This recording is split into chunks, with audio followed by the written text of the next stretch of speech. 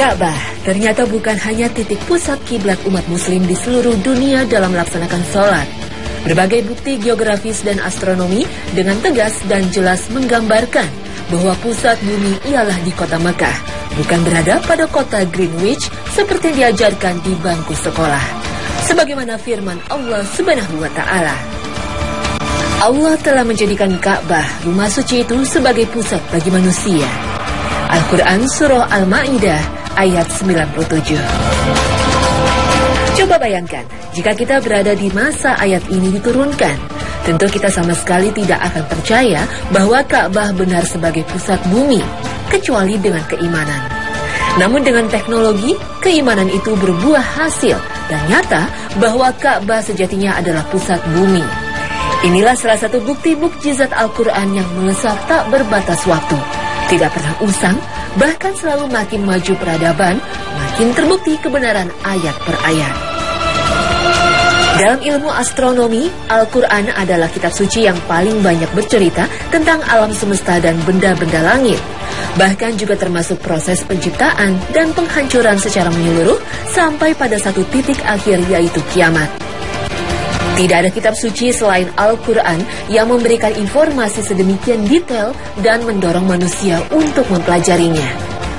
Maka apakah mereka tidak memperhatikan Al-Quran? Kalau kiranya Al-Quran itu bukan dari sisi Allah, tentulah mereka mendapat pertentangan yang banyak di dalamnya. Al-Quran Surah An-Nisa ayat 82. Kita mungkin pernah mendengar teori Big Bang yang sebenarnya Al-Quran telah membahasnya 14 abad yang lalu. Dan apakah orang-orang yang kafir tidak mengetahui bahwasannya langit dan bumi itu keduanya dahulu adalah suatu yang padu. Kemudian kami pisahkan antara keduanya. Dan dari air kami jadikan segala sesuatu yang hidup. Maka mengapakah mereka tiada juga beriman? Al-Quran Surah Al-Anbiya ayat 30. Selain teori Big Bang, ada juga teori gaya gravitasi yang juga sudah dijelaskan Al-Quran. Sesungguhnya Allah menahan langit dan bumi supaya jangan lenyap. Dan sungguh jika keduanya akan lenyap, tidak ada seorang pun yang dapat menahan keduanya selain Allah. Sesungguhnya Dia adalah Maha Penyantun lagi Maha Pengampun. Al-Quran Surah Al-Fatih ayat 41. Assalamualaikum warahmatullahi wabarakatuh. Selamat pagi pemirsa Trans 7, Hasanah Ensiklopedia Islam Dunia. Pagi ini kembali hadir ke hadapan Anda untuk berbagi pengetahuan dan saling menasehati dalam kebajikan. Ka'bah adalah bangunan suci umat Islam yang terletak di tengah Masjidil Haram di kota Mekah. Ka'bah merupakan bangunan yang dijadikan patokan arah kiblat atau arah sholat bagi umat Islam di seluruh dunia. Selain itu, Ka'bah juga bangunan yang wajib dikunjungi atau diziarahi pada saat musim haji dan umroh. Ka'bah disebut juga Baitullah atau rumah Allah dan Baitul Atiq atau rumah kemerdekaan. Allah Subhanahu wa Ta'ala berfirman, "Ya Tuhan kami, sesungguhnya aku telah menempatkan sebagian keturunanku di lembah yang tidak mempunyai tanam-tanaman di dekat rumah Engkau Baitullah yang dihormati. Ya Tuhan kami, yang demikian itu agar mereka mendirikan sholat. Maka jadikanlah hati sebagian manusia cenderung kepada mereka dan beri rezekilah mereka dari buah-buahan. Mudah-mudahan mereka bersyukur." Al-Quran Surah Ibrahim ayat 37. Bentuk Ka'bah yang dibangun pada masa Nabi Ibrahim sebenarnya berbeda dengan yang kita lihat sekarang. Pada zaman Nabi Ibrahim dan Nabi Ismail, Ka'bah terdiri atas 2 pintu dan letak pintunya terletak di atas tanah. Tidak seperti sekarang yang pintunya terletak agak tinggi. Bentuknya juga lebih panjang dengan memasukkan Hijr Ismail di dalamnya. Hal ini seperti yang ditunjukkan oleh hadis yang diriwayatkan oleh Imam Bukhari yang diterima dari Ibu Aisyah radhiyallahu anha, bahwasannya Rasulullah Shallallahu alaihi wasallam bersabda, "Bukankah kau melihat kaummu ketika membangun Ka'bah, mereka memendekkannya dari pondasi-pondasi Ibrahim?" Maka aku Aisyah berkata, "Wahai Rasulullah, apakah kita tidak saja kembalikan pada pondasi-pondasi Ibrahim?" Nabi berkata, "Seandainya kaummu tidak baru saja kufur, niscaya aku lakukan. Hadis riwayat Bukhari. 5 tahun sebelum tahun kenabian, Mekah dilanda banjir hebat sehingga meluap ke Masjidil Haram dan dikhawatirkan sewaktu-waktu akan dapat meruntuhkan Ka'bah. Karena sejak zaman Nabi Ibrahim alaihissalam, Ka'bah dibangun dengan tumpukan batu dan tanpa pelekat tanah atau semen dan sejenisnya. Yang menarik dalam pembangunan Ka'bah, walaupun waktu itu merupakan era jahiliyah di mana banyak kejahatan dan kemungkaran terjadi, namun mereka tidak mau membangun Ka'bah kecuali dengan harta yang bersih dan halal. Hajar Aswad merupakan batu yang berasal dari surga. Orang yang pertama meletakkan Hajar Aswad adalah Nabi Ibrahim alaihissalam. Menurut sebuah riwayat, batu ini memiliki sinar yang terang dan dapat menerangi seluruh jazirah Arab. Namun semakin lama sinarnya semakin meredup dan sampai akhirnya berwarna hitam. Batu ini memiliki aroma wangi yang unik dan alami yang dimiliki sejak awal keberadaannya. Pada saat ini batu Hajar Aswad ditaruh di sisi luar Ka'bah sehingga mudah bagi seseorang untuk menciumnya. Adapun mencium Hajar Aswad merupakan sunnah Rasulullah Shallallahu Alaihi Wasallam karena beliau selalu menciumnya setiap melakukan tawaf. Pada masa Nabi Muhammad Shallallahu Alaihi Wasallam berusia 30 tahun, ketika itu beliau belum diangkat menjadi Rasul, bangunan ini direnovasi kembali akibat banjir yang melanda kota Mekah. Ketika sampai pada saat peletakan Hajar Aswad, kaum Quraisy berselisih kira-kira siapa yang akan menaruh batu tersebut. Perselisihan ini nyaris menimbulkan pertumpahan darah. Akan tetapi dapat diselesaikan dengan kesepakatan bersama ketika menunjuk seorang hakim yang memutuskan siapa yang berhak meletakkannya, dan ternyata pilihan tersebut jatuh kepada Muhammad Sallallahu Alaihi Wasallam. Muhammad Sallallahu Alaihi Wasallam dengan bijak berkata kepada mereka seraya berkata, "Berikan kepadaku sebuah kain." Lalu didatangkanlah kain kepada beliau. Kemudian diambilnya Hajar Aswad dan menaruhnya dalam kain itu seraya berkata, "Hendaklah setiap kabilah memegang sisi-sisi kain ini, kemudian angkatlah bersama-sama." Mereka lalu melakukannya. Ketika telah selesai, maka Muhammad SAW menaruhnya sendiri dengan tangannya. Maka dengan pertolongan Allah Subhanahu wa Ta'ala, akhirnya peletakan batu Hajar Aswad selesai dilakukan tanpa ada perselisihan sedikit pun. Dalam sebuah penelitian diungkap bahwa Hajar Aswad merupakan batu tertua di dunia dan juga bisa mengambang di air. Di sebuah museum di negara Inggris, ada 3 buah batu potongan tersebut dan pihak museum juga mengatakan bahwa bongkahan batu-batu tersebut bukan berasal dari sistem tata surya kita. Rasulullah Shallallahu Alaihi Wasallam bersabda dalam salah satu hadisnya, Hajar Aswad itu diturunkan dari surga, warnanya lebih putih daripada susu, dan dosa-dosa anak cucu Adamlah yang menjadikannya hitam.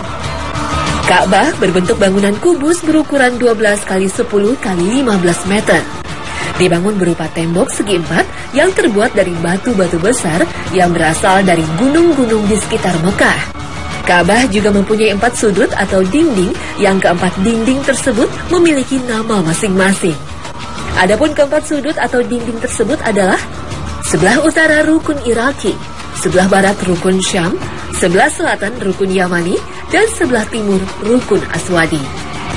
Allah telah menjadikan Ka'bah, rumah suci itu, sebagai pusat peribadatan dan urusan dunia bagi manusia. Dan demikian pula bulan haram, hadnya kalaid.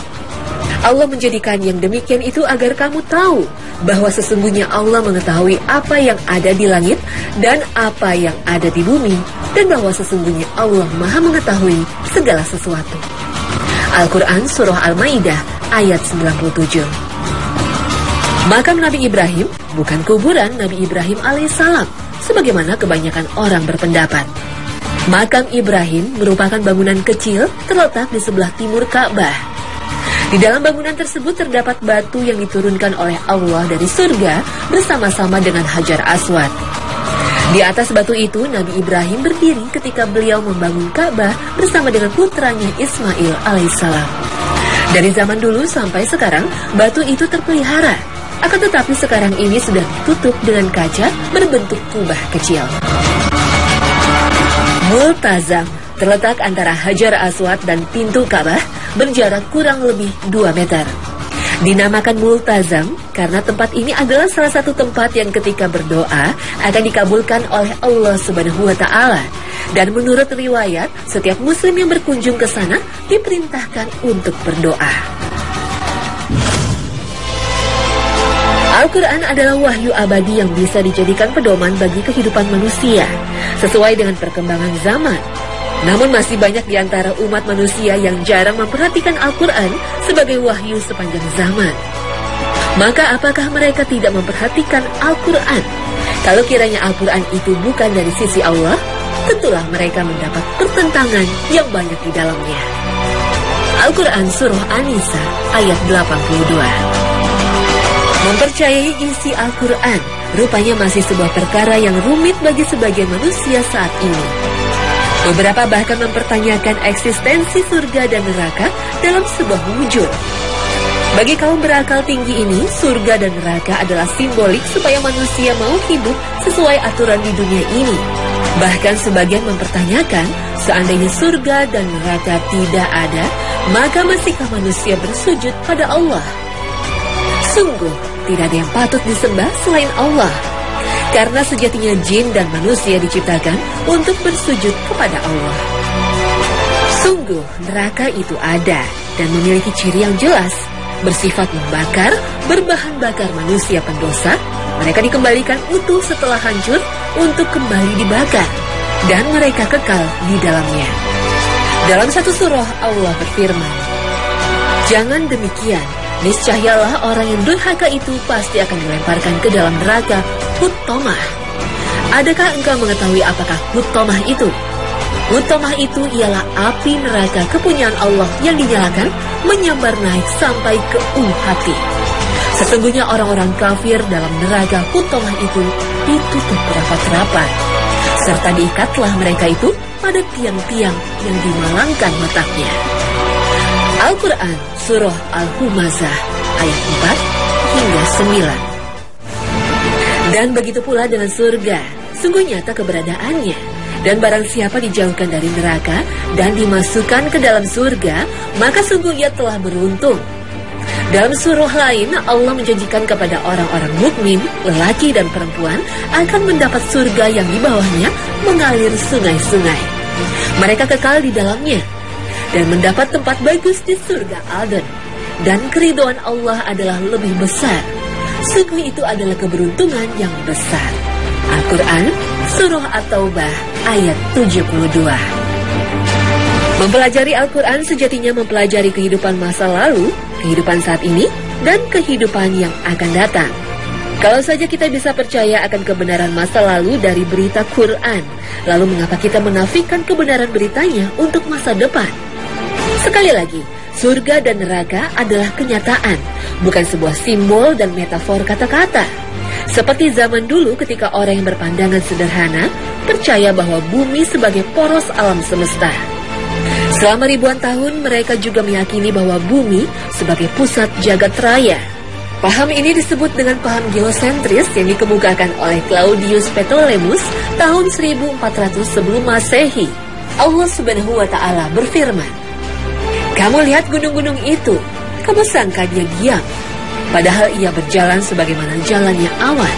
Sesungguhnya Allah Maha mengetahui apa-apa yang kamu kerjakan." Al-Quran Surah An-Naml ayat 88. Menurut Imam At-Tabari, ketika ayat ini turun, banyak manusia dari golongan kafir Quraisy dan Yahudi yang kaget dan menerutkan keningnya. Mengapa tidak? Bagaimana mungkin gunung-gunung yang jelas berdiri kokoh dikatakan berjalan? Apalagi berjalan laksana awan? Maka tidak mustahil banyak di antara kaum kafir Quraisy yang mencela dan mengolok-olok Rasulullah Sallallahu Alaihi Wasallam.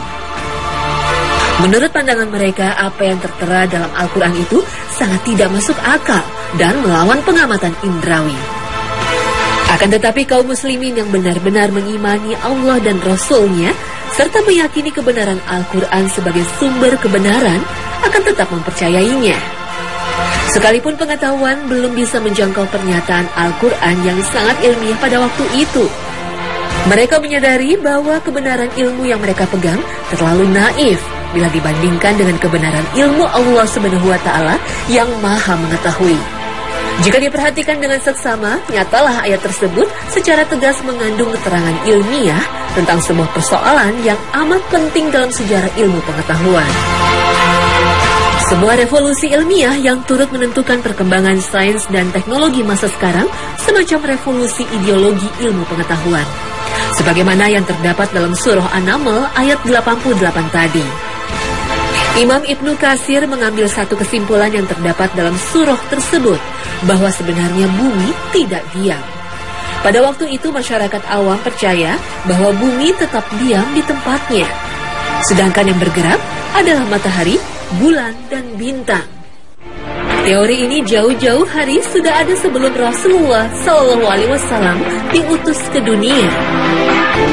Pada tahun 140 sebelum Masehi, Claudius Ptolemeus mengatakan bahwa bumi adalah pusat alam semesta. Sebuah kedudukan yang sangat terhormat, akan tetapi Al-Quran menegaskan bahwa bumi berjalan seperti jalannya awan. Artinya bumi bukan hanya sekedar berotasi di tempat, melainkan betul-betul berpindah tempat dari satu titik ke titik yang lain. Maka dengan jelas sesuatu yang beredar mengelilingi sesuatu yang lain tidak dapat disebut sebagai pusat. Sebab yang namanya pusat pastilah statis dan tidak berpindah-pindah secara mutlak. Penelitian selanjutnya dilakukan oleh Galileo seakan memperkuat konsep heliosentrik. Observasi lain juga dilakukan lewat beberapa tokoh, sebut saja seperti Kepler dan Newton, juga Copernicus. Dalam perkembangan selanjutnya, teori ini menyebutkan bahwa matahari bukan sebagai pusat alam semesta, melainkan pusat galaksi Bima Sakti. Sementara Al-Quran menjelaskan dan memberikan pandangan terhadap konsep heliosentrik yang dikemukakan oleh para astronom tersebut. Dialah yang telah menciptakan malam dan siang, matahari dan bulan. Masing-masing beredar pada garis edar orbitnya. Al-Quran Surah Al-Anbiya ayat 33. Dan dalam ayat lain Allah berfirman, tidaklah mungkin matahari mendapatkan bulan dan malam pun tidak dapat mendahului siang. Masing-masing beredar pada garis edarnya. Al-Quran Surah Yasin ayat 40. Imam At-Tabrani menjelaskan pada kedua ayat ini Allah menggunakan kalimat kullu fi falakin yasbahun yang mempunyai arti masing-masing beredar pada orbitnya. Maka ada pelajaran penting yang dapat kita peroleh dalam ayat tersebut. Pertama, kedua ayat ini dengan jelas menyatakan bulan mempunyai orbit yang berbentuk elips dengan bumi sebagai titik fokusnya. Pada ayat ini Allah menjelaskan bahwa matahari juga ada orbitnya, beredar dan mengelilingi sesuatu. Dengan pengertian lain, teori heliosentrik Copernicus dengan tegas digugurkan oleh Al-Quran. Padahal Quran sudah ada 8 abad sebelum Copernicus lahir ke dunia. Betapa jelas bahwa akal manusia telah nyata membutakan kebenaran yang disajikan Allah. Seperti halnya bumi, ia bersama planet-planet lain bergerak mengarungi angkasa menuju rasi Cygnus dengan kecepatan 250 km per detik yang berjarak 30.000 tahun cahaya. Hal kedua dari kalimat yasbahun pada surah Yasin tadi, kata ini berasal dari kata kerja asbaha, yang lebih tepat diartikan pergeseran atau gerakan. Ayat ini menjelaskan bahwa matahari tidak diam. Matahari seperti bintang-bintang yang lain, bergerak dengan cara tertentu dan sangat terencana. Ini bisa terjadi karena walau matahari sejatinya sebagai pusat tata surya, namun bukan sebagai pusat galaksi Bima Sakti. Al-Quran dengan tegas mampu menjawab dan menjelaskan setiap fenomena yang ada. Sebuah wahyu yang mampu memberikan jawaban yang pada hakikatnya menjadi landasan teori iptek pada manusia.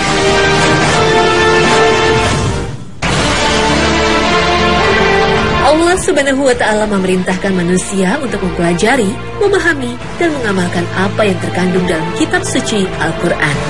Di antaranya memahami penciptaan alam semesta agar manusia mengetahui betapa agungnya karunia Allah Subhanahu wa Ta'ala. Malam dan siang pada prosesnya diciptakan Allah sebagai karunia terbesar yang Allah berikan kepada hamba-hambanya. Akan tetapi kebanyakan manusia tidak menyadarinya. Sehingga banyak di antara manusia yang lupa terhadap manfaat dan berkah diciptakannya malam dan siang. Allah Subhanahu wa Ta'ala berfirman, "Dan kami jadikan malam dan siang sebagai dua tanda. Lalu kami hapuskan tanda malam dan kami jadikan tanda siang itu terang, agar kamu menjadi kurnia dari Tuhanmu dan supaya kamu mengetahui bilangan tahun-tahun dan perhitungan. Dan segala sesuatu telah kami terangkan dengan jelas." Al-Quran Surah Al-Isra ayat 12. Tidak diragukan lagi, ayat di atas secara tegas menerangkan bahwa hikmah silih bergantinya siang dan malam bagi orang-orang yang beriman, yaitu untuk memberikan kesempatan kepada manusia dalam mencari keridhaan dan karunia-Nya pada siang hari. Bahkan dalam ayat yang lain, yakni surah Al-Fat ayat 29, Allah Subhanahu wa Ta'ala menerangkan tentang sifat-sifat Nabi Muhammad SAW dan para sahabatnya, di mana mencari karunia Allah pada siang hari adalah sebagai karakteristik orang-orang yang beriman. Hanya saja sebagian orang menyalahartikan karunia Allah Subhanahu wa Ta'ala. Mereka membatasi dirinya dengan batasan yang kurang ada manfaatnya, seolah-olah karunia Allah itu sempit. Karunia Allah difahami sebatas harta benda. Mereka tidak memikirkan bahwa karunia Allah sangatlah luas. Bukan hanya berkutat pada wilayah harta benda dan penghidupan saja. Banyak ciptaan Allah yang kalau kita renungkan semuanya akan menjadi karunia terbesar yang Allah berikan kepada kita. Karena semua makhluk telah ditetapkan rezekinya oleh Allah Subhanahu wa Ta'ala sesuai dengan porsinya masing-masing. Sebagaimana firman Allah Subhanahu wa Ta'ala, "Dan tidak ada satu binatang melata pun di bumi, melainkan Allah lah yang memberikan rezekinya. Dan Dia mengetahui tempat berdiam binatang itu di persembunyiannya. Semuanya tertulis dalam kitab yang nyata, Lauh Mahfuz." Al-Quran Surah Hud ayat 6. Allah Subhanahu wa Ta'ala menjadikan malam sebagai waktu istirahat dan siang sebagai waktu untuk mencari penghidupan atau mencari rezeki yang Allah ridhoi. Sebagaimana firman Allah Subhanahu wa Ta'ala, وَجَعَلْنَا اللَّيْلَ لِبَاسًا وَجَعَلْنَا النَّهَارَ مَعَاشًا. Akhirnya kita akan sadar betapa dahsyatnya kekuasaan Allah dalam mengatur alam semesta ini. Al-Quran telah memberikan kabar dengan benar sebagai panduan manusia berjalan di dunia. Boleh saja upaya manusia untuk menembus langit sebagai upaya pencarian bumi kedua sebagai masa depan. Mencari kemungkinan sumber kehidupan lanjutan bagi manusia karena bumi yang semakin tua dan kehabisan sumber daya. Namun jangan lupakan satu hal, akan adanya akhir zaman, di mana semua semesta bertekuk dan hancur, hingga tak ada lagi semesta tersisa untuk manusia hidup. Maka mau lari kemanakah kita? Dan inilah kebenaran yang tinggal menunggu waktu tak lama lagi.